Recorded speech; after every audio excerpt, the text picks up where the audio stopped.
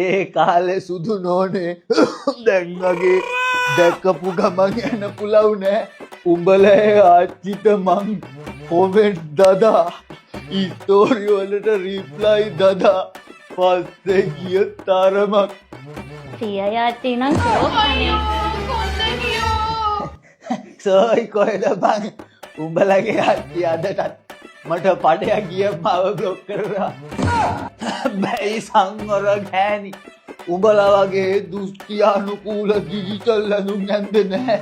Top එකයි tight Scott එකයි ඇදලා සංවරව හිටියා. අපෝ ඒ කාලේ වරුණා පටන් ගත්තා. සෝපිලට තේරෙන්නේ ආච්චි නැහිලා ටික්ටොක් කරලා හම්බ කරේ. ආච්චිගේ සීයාගේ පැය 56ක WhatsApp කෝල් එකේ ස්ක්‍රීන් වීඩියෝ එක TikTok එකේ හැමෝම සැබෑ ආදරේ කියලා ෂෙයා කරා. මේ අපන්දුවේ මං ඉක්මනට මේ ලෝකෙන් යයි. එතකොට ආච්චි අල්ලපු ගෙදරේ කාට බන්දලා දීපන්. ඇයි ආච්චි බන්දන්නේ? ඒ සියගේ තරහකාරයෙක්නේ. තරහකාරයෙක් ඉන්නමයි බන්දන්නේ බං. ඌත් මං වගේ දුක් විඳින්න ඕනේ.